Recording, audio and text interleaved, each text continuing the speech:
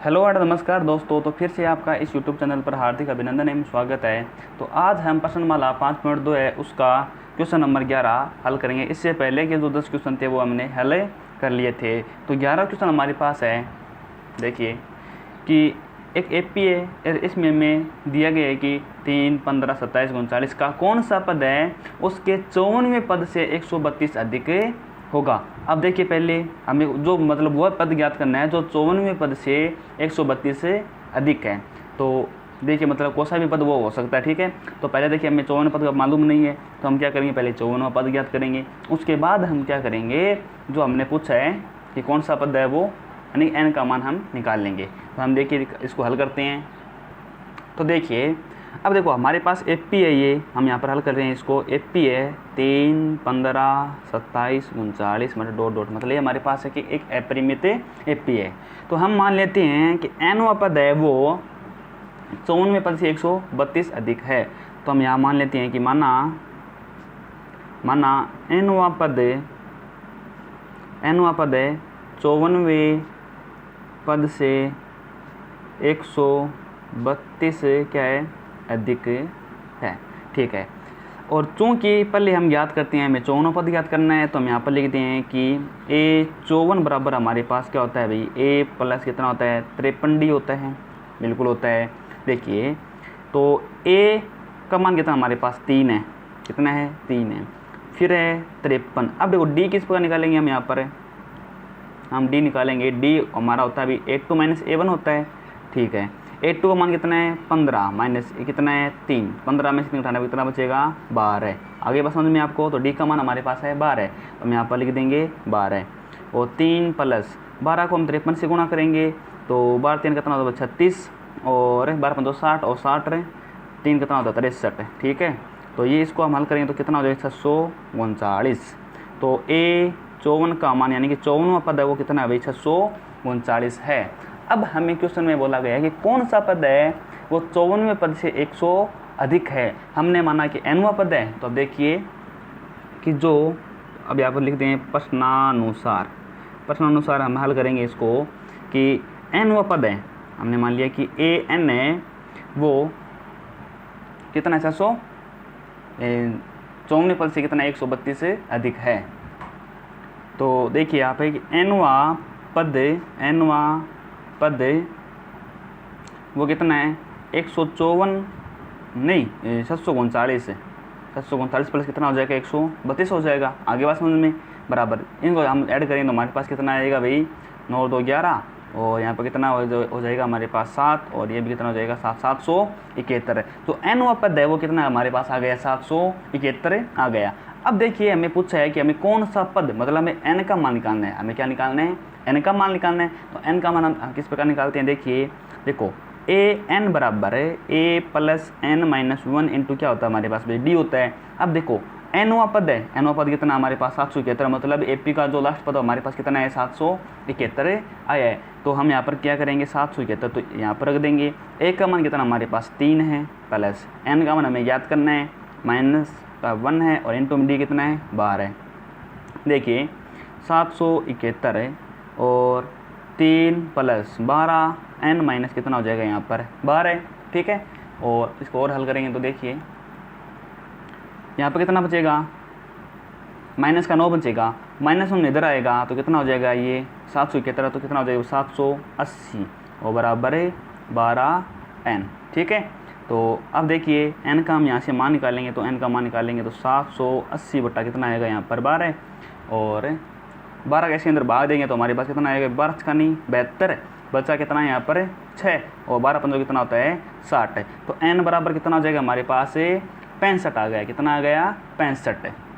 तो हम यहाँ पर लिख देंगे कि AP का जो 65वां पद है, कौन सा पद है 65वां पद 54वें पद से 132 अधिक है, ठीक है। तो ये आपको इस प्रकार इसको हल करना था, ठीक है। अब हम अगले क्वेश्चन की ओर चलते हैं। अगला क्वेश्चन हमारे पास है कि दो समांतर श्रेणियों का सर्व अंतर समान है। हम मान लेते हैं वहाँ पर सर्व अंतर d है भाई, और यदि इनके 100वें पदों का अंतर 100 है, 100 पदों का अंतर कितना है, 100 है, ठीक है। तो इनके हजारों पदों का अंतर क्या है, यानी अब हमें दो अलग अलग जो श्रेणियाँ हैं वो माननी है, ठीक है। तो इनका प्रथम पद है वो तो अलग अलग होगा और चारों अंतर क्या है, समान है। तो देखिए हम इस प्रश्न को किस प्रकार बनाते हैं। तो यहाँ देखिए हमने माना है कि माना प्रथम श्रेणी का प्रथम पद ए तथा दूसरी श्रेणी या श्रेणी का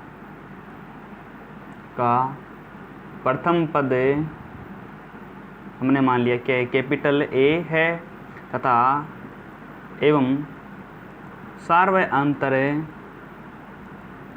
अंतर कितना है, डी है, डी यानी कि क्या है, समान है। आगे बात समझ में, ठीक है। तो अब देखिए हमें क्वेश्चन में क्या बताया गया कि यदि इनके 100 पदों का अंतर कितना है, 100 है, तो यहाँ पर लिख दिए हम प्रश्नानुसार कि 100 पदों का अंतर, 100 पदों का अंतर कितना है, अंतर 100 है।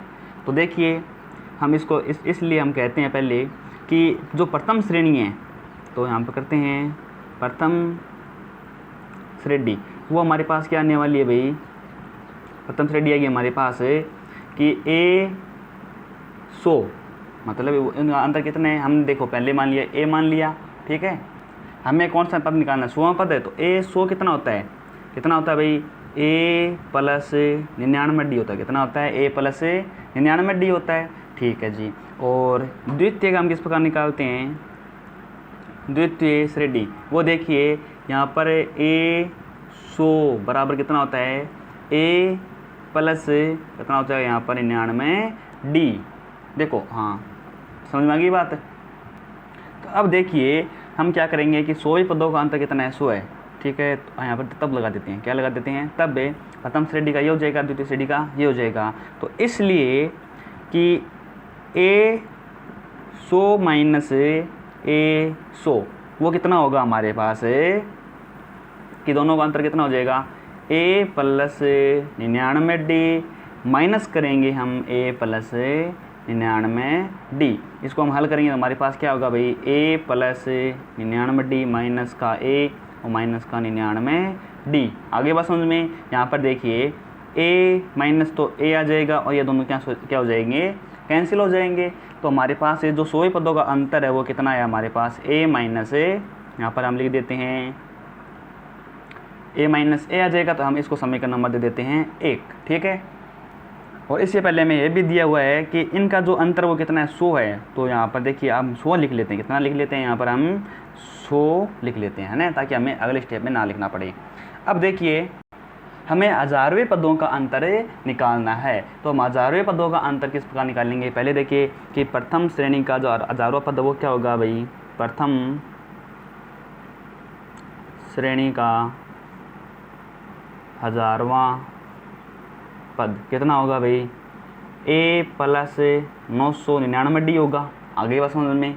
और द्वितीय श्रेणी का हजारवां पद क्या होगा भाई, ए प्लस 999 डी, क्योंकि हमने प्रथम पद जो पहले श्रेणी मानी था उसका प्रथम पद ए लिया था, द्वितीय का हमने क्या लिया था, कैपिटल ए लिया था। यहाँ पर देखिए वो हमें अब पूछा है कि उस श्रेणी का जो प्रथम पद वो क्या होगा, ये जो हजारों पदों का अंतर कितना होगा ये पूछा है। तो हम यहाँ पर लिखते हैं कि ए 1000 माइनस ए 1000 कितना होगा भाई, ए प्लस 999 डी और माइनस हम करेंगे ए माइनस 999 डी। आगे बात समझ में, यहाँ पर देखिए ए प्लस 999 डी माइनस ए और प्लस कितना हो जाएगा यहाँ पर, नहीं यहाँ पर कितना था, प्लस था ना, हाँ प्लस था, यहाँ पर हो जाएगा माइनस 999 डी। यहाँ पर देखिए कितना होगा भाई, ये दोनों कैंसिल हो जाएंगे तो कितना बचेगा, ए माइनस ए बचेगा, ठीक है। और यहाँ पर देखिए ए 1000 माइनस ए 1000 था, आगे बस समझ में। इसको हम समीकरण नंबर क्या देते हैं, 2 देते हैं। इससे पहले हमने समीकरण नंबर 1 में क्या लिखा था कि ए माइनस ए का अंतर कितना था, 100 था। तो हम a माइनस 1 का मान यहाँ पर रख देंगे। तो अब देखिए समीकरण 1 से, समीकरण 1 से हम क्या करेंगे कि a 1000 माइनस a 1000, तो इसका अंतर क्या हो जाएगा 100। कितना हो जाएगा 100। ठीक है, तो हम कह सकते हैं कि 1000वें पदों का अंतर भी कितना होगा हमारे पास 100, क्योंकि हमने पहले लिखा था ना कि a माइनस a बराबर कितना था 100 था, समीकरण नंबर 1 से। आगे बस समझ में, तो हम कह सकते हैं अतः 1000वें पदों का अंतर भी 100 होगा। ठीक है, तो अब हम अगले क्वेश्चन की ओर चलते हैं। अगला क्वेश्चन हमारे पास है कि 3 अंकों वाली कितनी संख्या 7 से विभाजित है। अब देखो 3 अंकों की संख्या, 3 अंकों की संख्या मतलब 100 से हम शुरू करेंगे और कितने तक चलेंगे 999 तक चलेंगे, जिसमें हमें वो संख्या लेनी है जो 7 से पूर्णतः विभाजित हो। तो हम यहाँ पर लिखते हैं क्वेश्चन नंबर कितना था हमारा भाई 13। ठीक है, तो 13 क्वेश्चन में हमें दिया गया है कि 7 से विभाज्य 3 अंकों वाली कितनी संख्या ये है। तो हम यहाँ पर लिखते हैं 7 से विभाज्य 3 अंकों वाली संख्याएं, क्या करेंगे संख्याएं। ठीक है, तो संख्याओं से बनने वाली एपी कौन सी होगी, देखो 100 में तो जाएगा नहीं, भाग 7 में नहीं जाता है, 101 में भी नहीं जाता है, हमारा भाग जाएगा 105 में। कितने में जाएगा 105 में। देखो 7 का भाग देंगे तो हमारे पास कितना आएगा, और 7 एकम 7 बन जाती है, और 7 पंजो 35, 15 7 105 होता है। तो हमारे पास 100 से बड़ी यानी पहले छोटी संख्या कितनी हो जाएगी 105। कितनी हो जाएगी हमारे पास, हम एपी बनाएंगे यहाँ पर, तो क्या होगा 105। इसमें हम देखो 7 से विभाजित, इसमें 7 जोड़ेंगे हमारे पास कितना होगा 112। ठीक है, इसमें हम 7 और जोड़ेंगे तो हमारे पास कितना होगा 119। इस प्रकार हमारे पास एपी बनेगी। अब देखिए 1000 के पास, अब देखो 1000 तो क्या है 4 अंकों की है, इससे छोटी है 999। अब आप देखिए कि 999 में 7 का भाग पूरा पूरा जाता है नहीं जाता, नहीं जाता है। इससे पहले कोई छोटी संख्या जिसमें मतलब 7 का भाग पूरा जाए 994 होता है। कितना होता है 994, जिसमें 7 का भाग पूरा पूरा जाता है। देखिए तो 7 एकम 7, 2 पंचा 700 कितना होता है 28 होता है। यहाँ पर कितना बचा 1 और 7 दूनी होता है 14, 142 बार जाता है। आगे बात समझ में, तो यहाँ पर हम लिखेंगे 994। अब आपको यहाँ पे ध्यान देना है कि a बराबर तो 105 है, ठीक है, और an बराबर यहाँ पर कितना है, अंतिम पद कितना है भाई, लास्ट पद कितना है शुरू से 994 है। अब आपको पता होना चाहिए d कितना है 7 ही तो है, तो d हम लिखेंगे यहाँ पर 7। अब हमें बताना है कि कितनी संख्या ये है, कितनी संख्या मतलब हमें n का मान यहाँ पर बताना है। तो n क्या होती है, पदों की संख्या होती है। तो देखिए an बराबर होता है a plus n minus 1 into क्या होता है d होता है। तो an का मान तो हमारे पास है भाई 994 बराबर a का मान कितना है 105 है, प्लस n का मान हमें बताना है, d का मान कितना है 7। कितना है भाई 7 है। 105 को हम इधर लेके आएंगे तो हमारे पास क्या होगा भाई 994 माइनस 105 और बराबर n माइनस 1 इंटू 7। ठीक है, यहाँ से देखो इसको हम माइनस करेंगे तो 14 में से 5 घटाने पर कितना बचता है भाई 9, और यहाँ पर बचा 8, 8 में से घटाने पर कितना बचेगा 8, और यहाँ पे बचा 9 बराबर कितना हो जाएगा भाई n माइनस 1 इंटू 7। अब देखिए कि इसके अंदर क्या भाग जाता है क्या 7 का, तो हम क्या करते हैं n माइनस 1 बराबर है 989 बटा 7। ठीक है, तो इसके अंदर हम भाग देंगे, हमारे पास क्या होगा 7 एकम 7 बचना कितना भाई 2, 7 चौके 28। इसमें भाग हमारा पूरा पूरा नहीं जाता, क्या हमने मिस्टेक कर दी है यहाँ पर 8 बचेगा। कितना बचेगा 8 बचेगा, ये तो गलती हो गई। इतने इसमें एक घटाने पर इतना थोड़ी बचता है, आज कितना बचेगा 889 बचेगा। यहाँ पर कितना बचे भाई 889। आगे बात समझ में, तो 7 एकम 7 कितना बचा भाई 1 बचा, 18 7 दूनी कितना होता है यहाँ पर 14, कितना हो जाता है 14, और फिर कितनी बार भाग जाएगा यहाँ पर 7 बार यहाँ पर भागे चला जाएगा। ठीक है, अब देखिए कि n माइनस 1 बराबर कितना है भाई हमारा 107। हमें तो n का मान निकालना है, तो n बराबर कितना हो जाएगा भाई 128। n बराबर कितना हो जाएगा 128। आगे बात समझ में।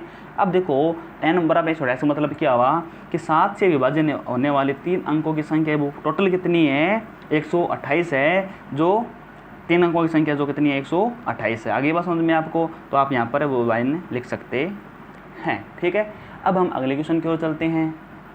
अगला क्वेश्चन है कि 10 और 250 के बीच में 4 के कितने गुणज है। 10 और 250 के बीच में 4 के कितने गुणज है। देखो 10 तो नहीं है, 10 से बड़ा 12 है, जो 12 और 4 का गुणज है, तो सबसे छोटी संख्या हमारे पास आ जाएगी 12 आ जाएगी। ठीक है, फिर देखिए बड़ी से बड़ी संख्या 250 में तो 4 का भाग जाता नहीं है, इससे पहले 249 में नहीं जाता है, 248 में हाँ जाता है भाई। ठीक है, तो 248 है वो सबसे जो लास्ट पद है वो कितना हो जाएगा हमारा 248। देखिए हम इसको एपी बनाते हैं, तो यहाँ पर देखिए 10 और 250 के बीच हमें 4 के गुणज लिखने हैं, तो हमारे पास एपी क्या बनेगी, पहले बनेगा 12, 12 में हमें 4 जोड़ेंगे तो कितना हो जाएगा 16, 16 में 4 जोड़ेंगे हमारे पास कितना हो जाएगा 20, 16 4 कितना होता है 20।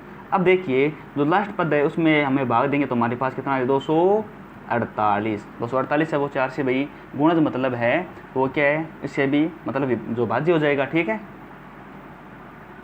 हमें तो बताना है कि कितने गुणज है, हमें मतलब n का मान है बताना है। हम मान लेते हैं कि यहाँ पर n गुणज है। ठीक है, तो n का मान हम निकाल लेंगे। तो देखिए a बराबर कितना है यहाँ पर है 12 है, और d बराबर कितना है 4 है, an बराबर कितना है भाई 248 है। ठीक है, तो अब देखिए चूँकि हमें पता है कि an बराबर क्या होता है a plus n minus 1 into D.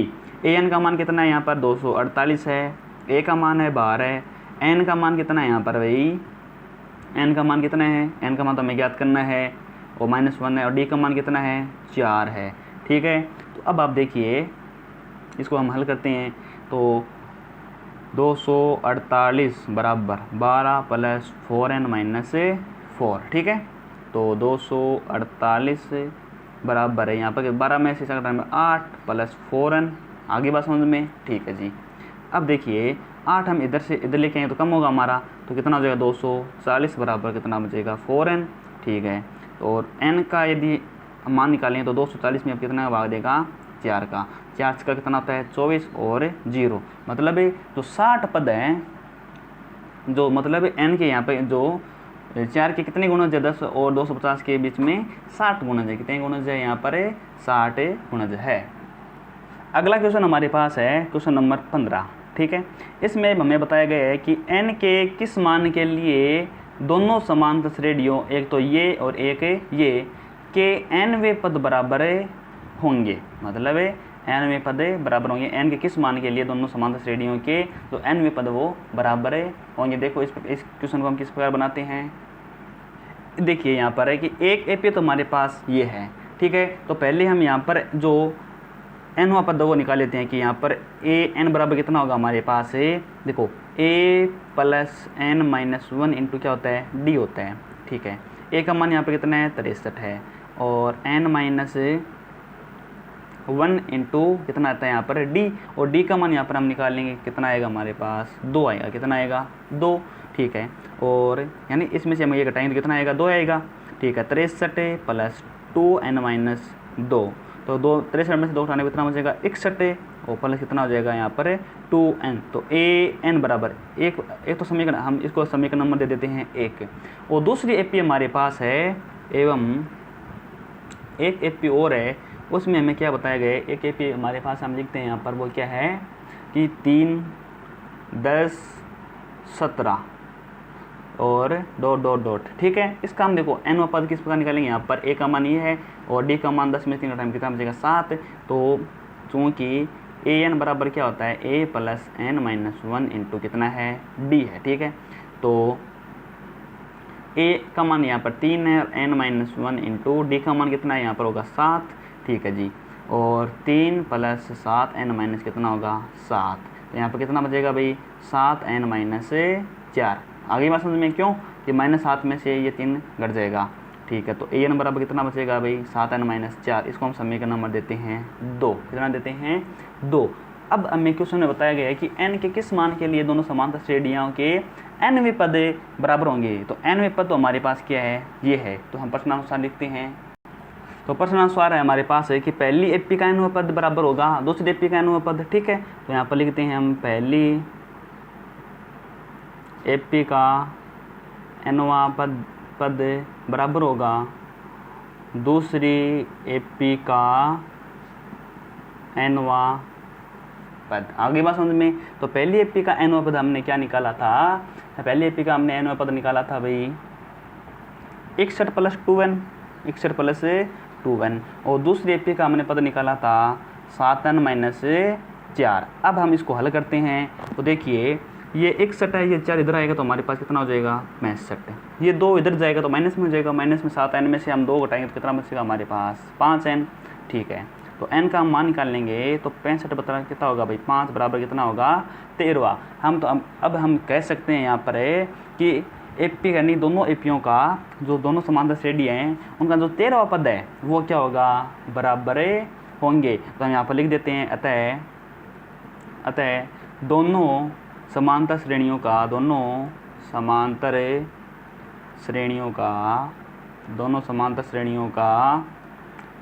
13वां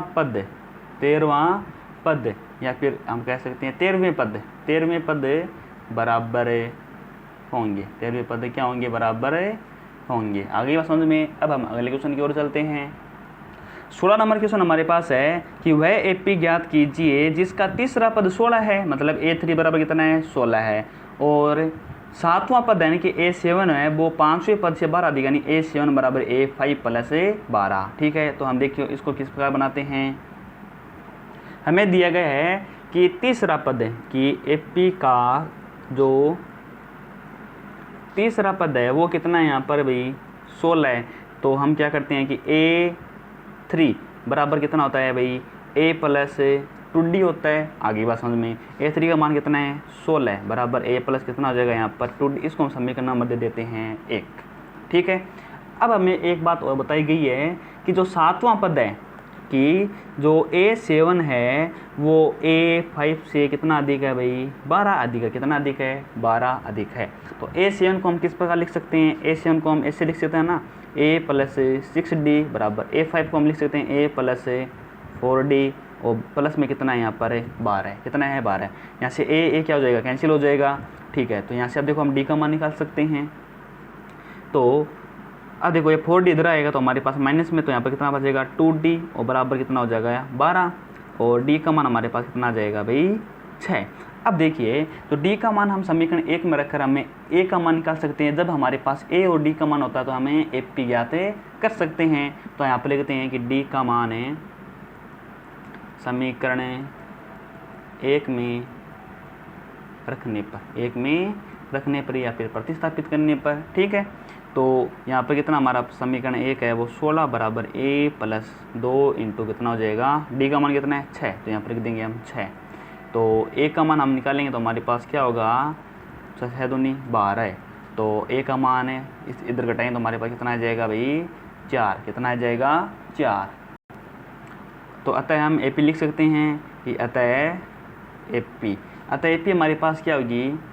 AP हमारे पास देखो प्रथम पद हमारे पास कितना है 4 है। यदि हम प्रथम पद में D जोड़ देते हैं तो हमारे पास अगला पद आ जाते हैं, दूसरा पद आता है 4 और 6 कितना हो जाएगा 10। 10 में हम 6 और जोड़ देंगे हमारे पास कितना होगा 16। 16 में हम 6 और जोड़ देंगे हमारे पास कितना हो जाएगा यहाँ पर 22। कितना हो जाएगा 22। इस प्रकार हम क्या कर सकते हैं AP ज्ञात कर सकते हैं। ठीक है, तो ये हमारा क्या हो जाएगा आंसर हो जाएगा। अब हम अगले क्वेश्चन की ओर चलते हैं। अगला क्वेश्चन है कि AP ये हमें दी गई है में अंतिम पद से 20वां पद ज्ञात कीजिए। अंतिम पद से 20वां पद, ये देखो बहुत ही सरल है। देखिए हम AP लिखते हैं पहले तो यहाँ पर देखिए कि हमारे पास AP है। अब हमें क्या करना है कि लास्ट से हमें क्या करना है पद ज्ञात है 20वां पद ज्ञात करना है। प्रथम से देखो हम प्रथम से तो इधर से मतलब काउंट करते हैं, और लास्ट से हम क्या करेंगे इधर से A हमारा ये होगा, उसके बाद A2 इससे पहले वाला पद होगा, A3 इससे पहले वाला पद होगा। ठीक है, तो यहाँ पर देखिए हमारे पास हम एक डायरेक्ट सूत्र लगा देते हैं। वो हमारे पास क्या है कि AN बराबर हमारे पास AL, यानी कि अंतिम से हम निकाल रहे हैं तो AL लिखेंगे यानी लास्ट। वो क्या होगा हमारे पास लास्ट पद माइनस हम करेंगे n-1 इंटू D। कितना करेंगे n-1 इंटू D। अब देखो यहाँ पर माइनस क्यों आया, यहाँ पर माइनस इसलिए आया कि हम इधर से हम माइनस करेंगे तो हमारे पास जो इधर से माइनस करेंगे 3 में से 8 घटाएंगे तो हमारे पास माइनस में 5 आएगा। तो वो D क्या होगा यहाँ पर माइनस में होगा, तो माइनस प्लस कितना हो जाता है यहाँ पर माइनस हो जाता है। इसलिए हम सूत्र को यहाँ पर कितना लिखते हैं माइनस में लिखते हैं। सूत्र तो मतलब वही है, लेकिन जो सार अंतर वो क्या आता है यहाँ पर माइनस में आता है, इसलिए हम यहाँ पर डायरेक्ट माइनस में लिखते हैं। यहाँ पर देखिए AL बराबर कितना हमारे पास, अब देखो ए एल का मतलब यहाँ पर क्या हुआ, लास्ट पद कितना है, 253 है। कितना है भाई यहाँ पर 253 है। ठीक है जी। नहीं हमें तो क्या करना है, जो 20वां पद ज्ञात करना ना, तो ए 20 लिखेंगे हम। क्या लिखेंगे यहाँ पर, ए 20 बराबर, हाँ ए लास्ट पद ये है, तो लास्ट पद हमारे पास क्या होगा, 253। देखो हम इसको ए भी लिख सकते हैं, ए हम करेंगे तो हमारे पास पहले से आएगा। यदि हम इस श्रेणी को पलट के लिखें तब हमारे पास हम ए इसको लिख देते हैं। ठीक है, तो हम यहाँ सीधा करें तो डायरेक्ट करें तो एल में लास्ट पद होगा, लास्ट पद हमारे पास होगा 253। ठीक है, माइनस n माइनस 1, n का मान कितना है यहाँ पर भाई हमारे पास है 20वां पद ज्ञात करना है, तो हम यहाँ पर लिख देते हैं 20 माइनस 1। और d का मान कितना है, d देखो यहाँ पर आप कोई भी मतलब प्लस में आपको डायरेक्ट लिखना है। 8 में से घटाने पर कितना बचता है भाई, 5 बचता है, तो हम कर देंगे यहाँ पर भाई 5 है। कितना है भाई हमारे पास 5 है।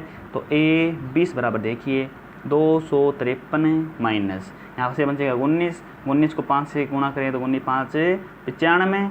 तो यहाँ पर देखिए a 20 बराबर यहाँ से हम माइनस करेंगे तो हमारे पास कितना बचेगा, तो 3 में से 5 घटाने 13 में से 5 घटाने पर कितना बचेगा 8, और यहाँ पर कितना बचेगा 5, और यहाँ पर कितना बचेगा 1। तो a बराबर a 20 बराबर कितना हो जाएगा 158। आप मतलब इसको बड़ी आसानी से हल कर सकते हैं। वो सूत्र हमारा क्या होता है भाई कि a n हम निकालते हैं तो a plus n minus 1 into D होता है। ठीक है, और जब हम लास्ट से निकालेंगे तो हम क्या करेंगे, ए एल बराबर है L plus N minus 1 into D. D तो देखो दोनों में सेम निकालेंगे इस दोनों सूत्रों में। ठीक है, लेकिन एल का मतलब यहाँ पर क्या लास्ट पद है। ठीक है, और n माइनस 1 इंटू वो डी है वो हमें पता ही है। ठीक है, तो अब हम अगले क्वेश्चन की ओर चलते हैं। अगला हमारे पास क्वेश्चन है कि किसी एपी के चौथे और 8वें पदों का योग तो भाई 24 है, यानी कि A4 प्लस A8 इनका योग कितना है 24 है, और A6 और A10 के पदों का योग कितना है 100 यानी कितना है 44 है डायरेक्ट। ठीक है, हमें एपी के प्रथम 3 पद ज्ञात करने, यानी बहुत ही सरल सवाल है। देखिए तो हम मान लेते हैं कि एपी का प्रथम पद तो क्या हमारे पास A और सार्वंतर क्या है भाई डी है। कितना है, डी है। अब हम पढ़ना जो प्रश्न है उसके अनुसार करते हैं। देखो कि चूंकि हमें पता है कि A4 है यानी कि चौथा पद और 8वां पद है कि A4 प्लस A8 इनका योग कितना हमारे पास भाई कितना दिया हुआ है भाई 24 दिया हुआ है। ठीक है, तो हम यहाँ पर कितना लिखते हैं भाई 24 लिखते हैं। और इसको हम और हल करना चाहें तो हम किस प्रकार लिखेंगे, इसको A4 को हम क्या करते हैं भाई A प्लस 3D करते हैं, और इसको क्या करते हैं A प्लस 7D बराबर कितना होता है भाई 24। ठीक है, यहाँ पर देखिए A कितना हो जाएगा 2A। ठीक है, यहाँ पर कितना हो जाएगा 10D बराबर 24।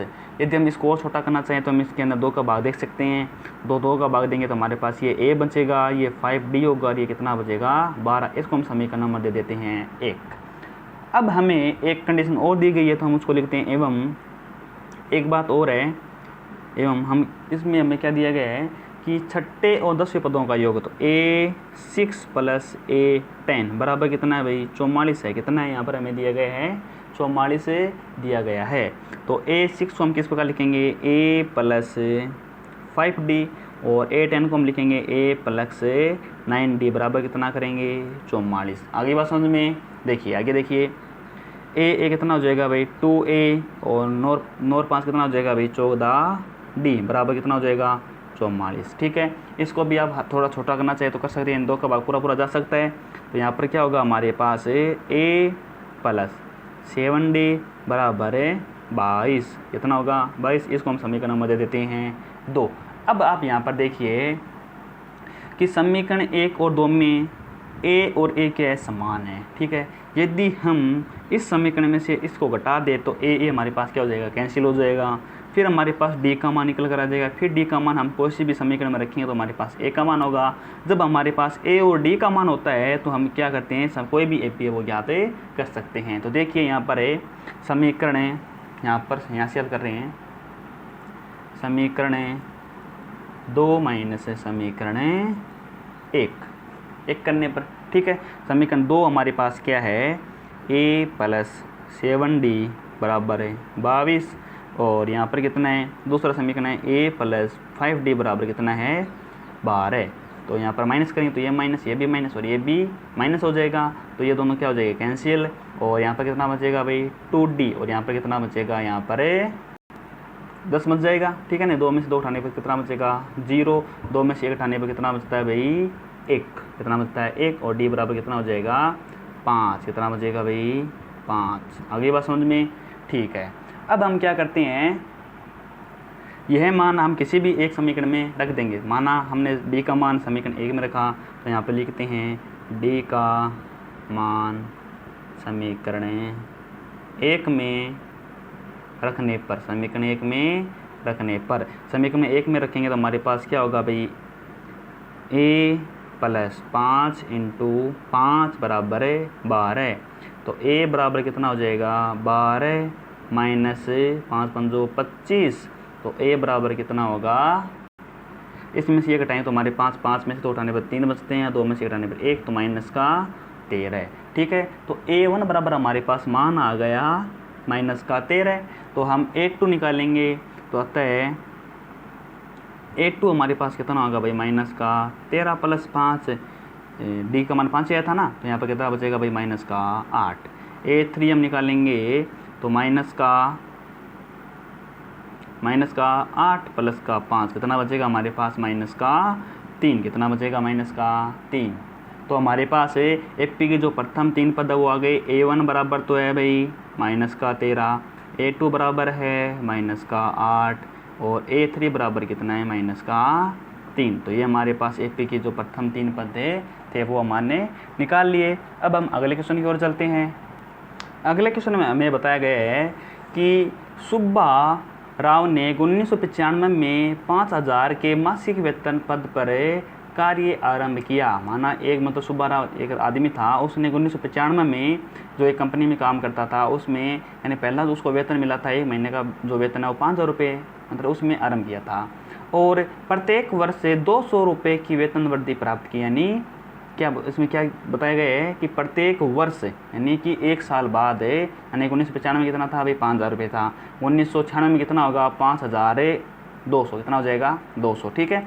तो वेतन जो वृद्धि प्राप्त की किस वर्ष में उसका वेतन 7000 हो गया, ठीक है। तो हमें बताना है कि जो n का मान बताना है, यहाँ पर हम मान लेते हैं कि nवें वर्ष में उसका वेतन है वो कितना 7000 हो गया। तो यहाँ पर देखिए इस क्वेश्चन को किस प्रकार हल करते हैं। तो हम यहाँ पर लिखते हैं कितना नंबर क्वेश्चन है भाई 19 नंबर क्वेश्चन है। तो प्रारंभिक वेतन यानी तो प्रथम वर्ष का होगा, तो प्रथम वर्ष यानी कि या फिर पहले वर्ष, ठीक है।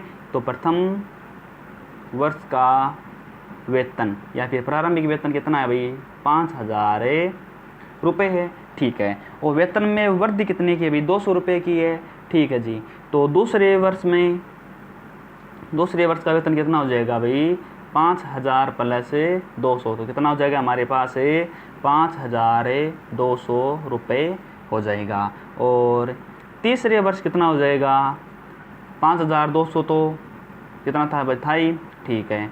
और 200 और मिला देंगे तो हमारे पास 5000 कितना हो जाएगा 400 रुपये हो जाएगा। आगे बात समझ में आ।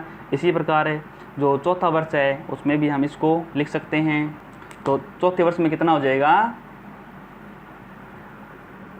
चौथे वर्ष में वेतन कितना हो जाएगा भाई 5400 + 200 रुपया, तो कितना हो जाएगा भाई 5600, कितना हो जाएगा 5600। देखिए इस प्रकार की एक एपी बन रही है, ठीक है। तो हमें क्या बनाते हैं यहाँ पर एक एपी बना लेते हैं। तो अतः एपी हमारी बन गई एक 5000 पहले था, उसके बाद 5200, उसके बाद 5400, उसके बाद 5600, इस प्रकार मतलब आगे ये चलती जा रही है। अब उसने पूछा है कि किस वर्ष उसका वेतन 7000 रुपये हो जाएगा। तो हम मान लेते हैं यहाँ पर पहले तो यहाँ पर लिखते हैं कि ए बराबर तो है अभी 5000 रुपये और डी बराबर है 200 रुपये, ठीक है। हम यहाँ पर लिख देते हैं कि माना nवें वर्ष कितने वर्ष बाद उसने पूछा क्या, हाँ किस वर्ष में, हाँ तो nवें वर्ष में उसका वेतन 7000 रुपये हो जाएगा। आगे बात समझ में। तो अब देखिए यहाँ पर हम सूत्र लगाते हैं कि चूँकि ए एन बराबर क्या होता है अभी ए प्लस एन माइनस 1 इंटू क्या होता है यहाँ पर माइनस है, ठीक है, 1 इंटू डी। तो हमें ए एन, अब देखो एन वे वर्ष में उसका वेतन कितना था भाई 7000, तो यहाँ पर लिखते हैं हम 7000, कितना लिखते हैं 7000, तो यहाँ पर लिख देते हैं हम 7000 बराबर ए का मान कितना है भाई यहाँ पर 5000 है। एन का मान तो हमें याद ही करना है कि एन वे वर्ष में, तो एन कितना वर्ष है भाई यहाँ पर हमें पता नहीं है, माइनस और डी का कितना है यहाँ पर वैल्यू 200 रुपये है।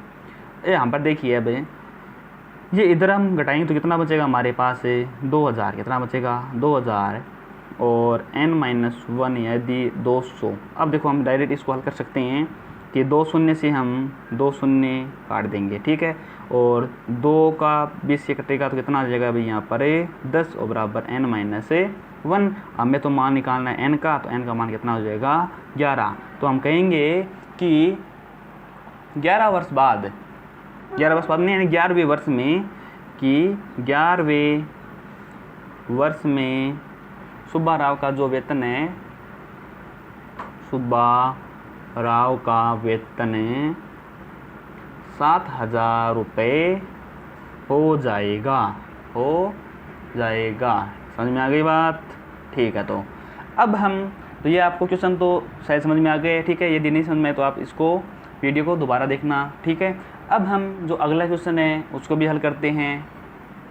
यहाँ पर देखिए कि रामकली ने किसी वर्ष के प्रथम सप्ताह में 5 रुपये की बचत की, यानी एक जो सप्ताह था, कोई भी वर्ष है, उसके पहले सप्ताह में 5 रुपये की बचत की और फिर अपनी साप्ताहिक बचत जो 1.75 रुपये बढ़ाती गई। मतलब 5 में हम ये जोड़ेंगे, उसके बाद हमारे पास जो 6.75 है उसमें हम 1.75 और जोड़ेंगे, ठीक है। इस प्रकार हमारे पास एक एपी प्राप्त हो जाएगी। यदि nवें सप्ताह में उसकी साप्ताहिक बचत कितनी थी 20.75 थी, ठीक, ऊपर जो सवाल किया था उसी प्रकार है। तो हमें n का मान ज्ञात कीजिए। तो हमें देखो a का मान हमें दिया गया है, d का मान हमें 1.75 है ही, और an का मान कितना है 20.75 है। तो हमें n का मान ज्ञात करना है। देखो बहुत ही सरल है। तो हम यहाँ पर लिखते हैं कि प्रथम सप्ताह की बचत कितनी है भाई, उसकी बचत यानी हम a1 मान लेते हैं, वो कितना है भाई 5 रुपये है, ठीक है।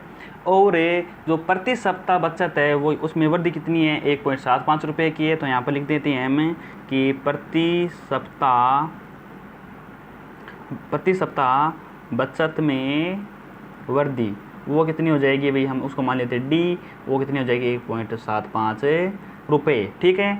और हमें दिया गया है कि nवें वर्ष में, कि nवें सप्ताह में उसकी जो साप्ताहिक जो बचत वो कितनी हो जाती है 20.75 रुपये यहाँ पर हो जाती है। तो यहाँ पर लिख देते हैं कि nवें सप्ताह में उसकी बचत कितनी है भाई 20.75 है, तो 20.75 रुपये, ठीक है। हमें ज्ञात करना है n का मान ज्ञात करना है, ठीक है, कि किस सप्ताह में, नहीं हमें सीधा बस n का मान ज्ञात करना है, ठीक है अभी हमें ज़्यादा कुछ बोलने की आवश्यकता नहीं है। तो a है, d है, n है, ठीक है, और हमें n का मान ज्ञात करना है। तो यहाँ पर देखिए चूँकि an बराबर, यानी यहाँ पर लिख देते हैं कि nवें सप्ताह में, ठीक है, तो कितना हो जाता है, इतना हो जाता है। तो an बराबर है a plus n minus 1 into कितना है यहाँ पर d है। तो an का मान कितना है 20.75, a का मान कितना है 5, n माइनस 1 इंटू डी का मान कितना है भाई 1.75, ठीक है। यहाँ पर देखिए 20.75 बराबर 5 प्लस 1.75 n माइनस 1.75, ठीक है। अब देखिए आप इसको हम थोड़ा सा हल करते हैं तो हमारे पास क्या आता है, इसमें से हम ये घटाएंगे तो हमारे पास कितना बचेगा, हम देखो आपको करके बताते हैं। देखो किस प्रकार होता है। अब देखो इसमें से हमें क्या करना है, जैसे 5 पॉइंट हमें 0 लिख लेने हैं, ठीक है, और यहाँ पर हम इसका घटाव करेंगे तो हमें ये घटाना है। तो देखिए यहाँ पर 0 में से 5 घटना नहीं है, तो 10 में से 5 घटाने पर कितना बचता है 5, यहाँ 9 में से 7 घटाने पर कितना बचता है 2, यहाँ पर 4 में से घटाने पर कितना बचता है 3, तो 3.25, तो 3.25 प्लस 1.75 n। आगे बात समझ में, आगे देखिए। अब देखो कि 1.75 n बराबर है 20.75 माइनस में 3.25 हो जाएगा। अब देखो 1.75 n बराबर कितना होता है, देखो 5 में से 5 घटाने पर 0 बचेगा, 7 में से 2 घटाने पर 5 बचेगा, फिर 0 में से 3 घटेगा नहीं, 20 में से 3 घटाने कितना बचेगा, यहाँ पर हम 17 कर सकते हैं, 17 पॉइंट कितना हो जाएगा 50। आगे देखिए हम n का मान निकालेंगे तो यहाँ पर कितना होगा भाई, हमारे पास है 17.50 बट्टा में 1.75। अब हम यदि इसको हल करें तो हल करेंगे तो देखिए यहाँ पर देखिए दोनों में सेम ही है, ठीक है। जब सेम होता है मतलब जो पॉइंट के बाद में जो जितने भी अंक है, यहाँ पर भी 2 अंक है, यहाँ पर भी 2 अंक है, तो हम इसको सीधा डायरेक्ट यहाँ पर लिख सकते हैं। क्या लिख सकते हैं, इसको डायरेक्ट हमें लिख सकते हैं। वो देखिए इस प्रकार है। अब देखो यदि हम से पॉइंट उठाएं तो नीचे 2 जीरो आएगा, यहाँ से पॉइंट ऊपर 2 जीरो, दोनों जीरो यहाँ पर कैंसिल हो जाएगा, तो हम इसको सेम लिख सकते हैं, ठीक है। तो अब देखिए 175 और 175 है, ऊपर 1750 है, नीचे 175 कितने बार कटेगा, 10 बार कटेगा, यानी 175 एक बार और 0 यहाँ पर आगे लग जाएगा। तो हमारे पास n की वैल्यू कितनी आ जाएगी, 10। कितनी आ जाएगी, 10। तो हम यहाँ पर कह सकते हैं कि 10वें जो सप्ताह है उसमें रामकली की जो बचत है वो कितनी हो जाएगी, 20.75 रुपये हो जाएगी, ठीक है। तो आज के लिए हम इतना ही करेंगे। तो आज के इतना ही क्या है, जो 5 पॉइंट वो पूरी हो गई, ठीक है। तो यदि आपको जो वीडियो है पसंद आया है तो इसको आप लाइक करना और शेयर करना, ठीक है। और अब हम अगली जो प्रश्नमाला है उसके बारे में कुछ नया सीखेंगे, ठीक है। तो आज के लिए इतना ही, धन्यवाद।